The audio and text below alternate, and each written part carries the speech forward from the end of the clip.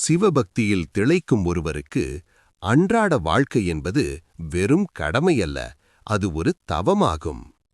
சிவபெருமானின் அருளை பரிபூரணமாகப் பெற ஒரு பக்தர் தனது தினசரி வாழ்வில் கடைப்பிடிக்க வேண்டிய கூடுதல் நுணுக்கமான வழிபாட்டு முறைகள் இதோ.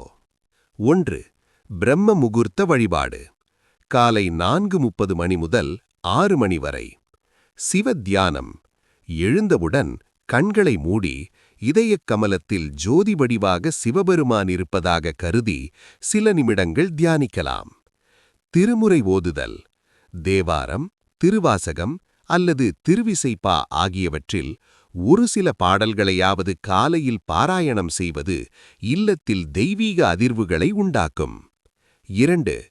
பஞ்சாக்ஷர தியானம். மந்திர ஜபம். ஓம் நமசிவாய மந்திரத்தை வெறும் உச்சரிப்பாக மட்டுமன்றி மூச்சுக்காற்றோடு இணைத்து சொல்லலாம்.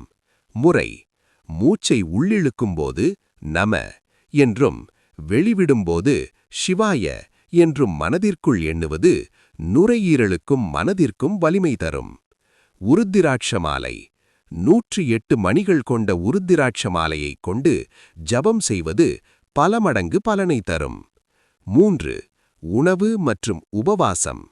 சிவபக்தர் தனது உடலில் சிவபெருமான் உறைவதாக கருதி உடலை தூய்மையாக வைத்திருக்க வேண்டும்.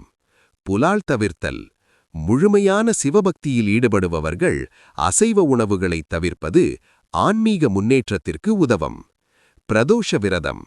மாதந்தோறும் வரும் வளர்பிறை மற்றும் தேய்பிறை பிரதோஷ நாட்களில் மாலை வரை உணவின்றி இருந்து பிரதோஷகால வழிபாட்டிற்குப் பின் உணவு உண்பது வினைகளை தீர்க்கும். கோவிலுக்குச் செல்லும்போது சில விதிமுறைகளை பின்பற்ற வேண்டும். நந்தி தேவரிடம் அனுமதி பெற்று.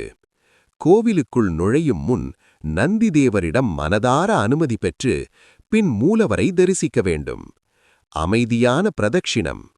கோவிலை சுற்றும்போது அவசரமில்லாமல் சிவனையே நினைத்து மெதுவாக வலம் வர வேண்டும்.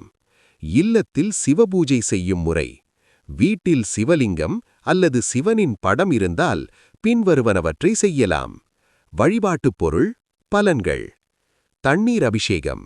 மன அமைதியும் உடல் ஆரோக்கியமும் தரும். சந்தனம். வாழ்வில் மகிழ்ச்சியையும் குளிமையையும் தரும். தூபம், தீபம். அறியாமை என்னும் இருவை நீக்கி ஞானத்தை தரும். சிவத்தொண்டு. சரியை. வழிபாடு என்பது வெறும் பூஜையோடு நின்றுவிடக்கூடாது. உழவாரப்பணி.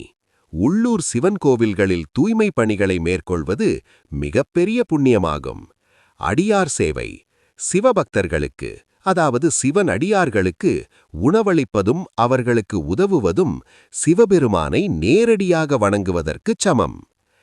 தென்னாடுடைய சிவனே போற்றி, எந்நாட்டவர்க்கும் இறைவா போற்றி.